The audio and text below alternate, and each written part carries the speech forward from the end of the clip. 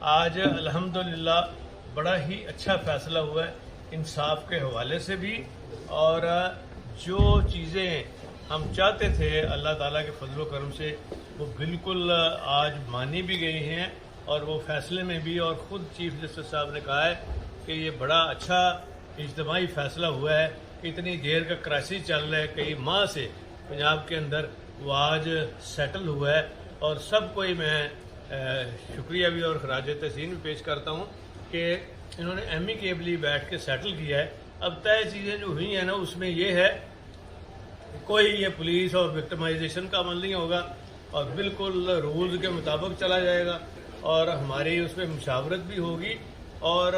Election جو ہے وہ 22 تاریخ کو ہوگا جمعے والے دن، جس میں پہلے وہ سارے نوٹیفکیشن ہو جائیں گے۔ نئے جو ممبر بننے ہیں،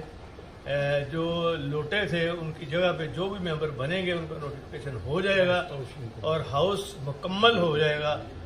جس میں ہمارے 5 لوگ وہ بھی شامل ہیں منارٹی اور خواتین کے، ان کا بھی نوٹیفکیشن ہو جائے گا۔ اس کے بعد پھر وہ الیکشن ہوگا۔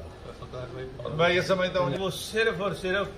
چیمبر میں پنجاب اسمبلی میں ہوگی اور کسی جگہ نہیں ہوگی، اور انہوں نے مجھے کہا ہے جی کہ اسپیکر صاحب انشور کریں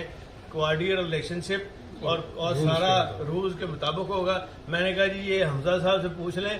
میں ہی ان کے پروڈکشن کے آرڈر بھی کرتا رہا جب یہ جیل جاتے تھے۔ تو اس لیے ماحول انہوں نے کہا جس طرح آپ نے یہاں کریٹ کر لیا ہے وہاں بھی یہ کریٹ رہنا چاہیے، اسپرٹ یہی رہنی چاہیے، اور جمہوریت کا بھی اسی کو فائدہ ہے، اور سیاستدانوں کا جو بدنامی ہوتی ہے اس سے بھی